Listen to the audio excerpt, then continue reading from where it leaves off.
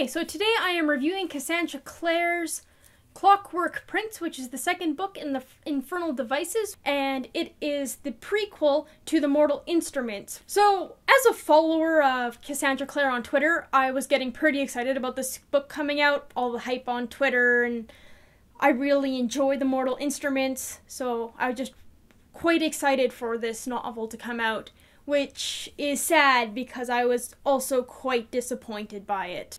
I found that, for me, it lacked substance in general. The characters do discover more of the plot, but they don't discover nearly enough to have kept me interested in this story. This review is going to contain some very heavy spoilers. If you'd just like to skip ahead to what I think at the end of my recommendations, click here. Yes? Is everyone gone? You guys are all okay with spoilers? Are you sure? It's still here. Okay, let's start.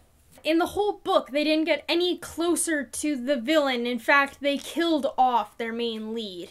And as much as I'm for making characters work hard for what they gain and learn, I'm also for not sitting through several hundred pages of book and nothing happening. I found character development in this story to be almost a joke.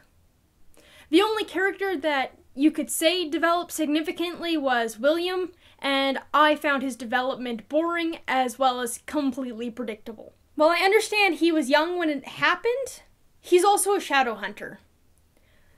The entire point of a shadow hunter is to kill demons.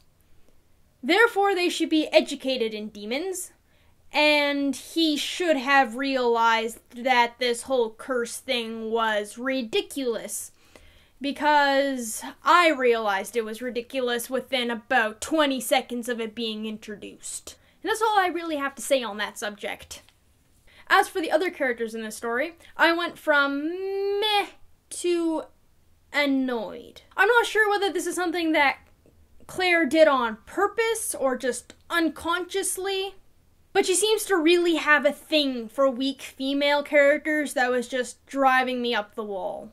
Well, first you have Charlotte, who is portrayed as not being fit to run her institution, and despite the author making it sound like Benedict is just being an asshole about it, he's absolutely right. She's not. She doesn't notice spies underneath her roof. She doesn't notice when Justine is sneaking out at night, or anything that's like right underneath her nose. And when she's about to give up on the institution and agree with Benedict for the reasons that I just listed off, it is a male character that is like, "No, Charlotte, you are a strong person and you can do this."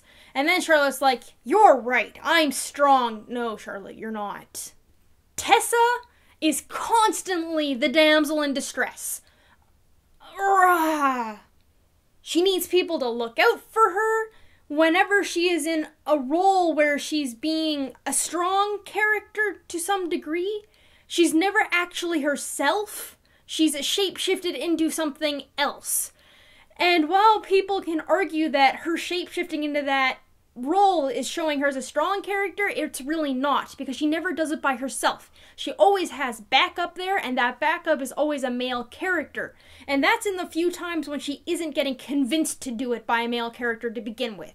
Jessie is shallow and gullible and ridiculously stupid. She's completely naive and falls in love with this guy who everybody else, including the audience, is aware is a complete dick face and doesn't like her one bit.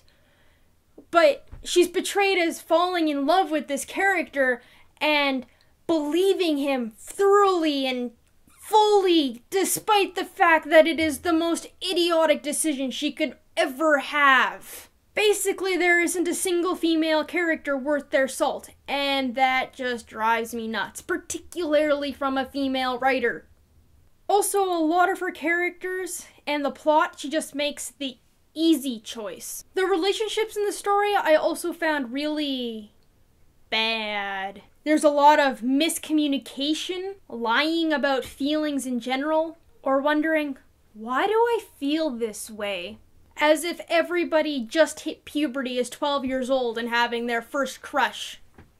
Which is just tedious.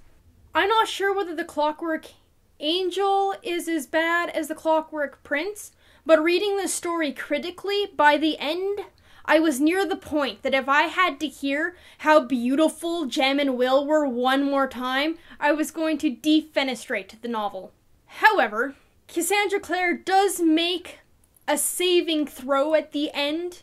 She scores her D20 by introducing a new character that had been introduced previously, but brought into the main scene. It was unexpected, and I hope that this character is going to progress the plot in the next book. Despite really not enjoying this book, I will probably be getting The Mortal Instruments, the next novel in that series, as well as finishing up this one with The Clockwork Princess, just to see how I feel about it.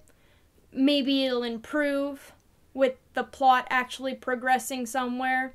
While I didn't particularly enjoy this book, I think it is a decent story for people under 15, particularly girls. Anyone who enjoyed Twilight will probably like it. Anyone who's a fan of gushy romances, that is the list of my recommendations. That's the end of that.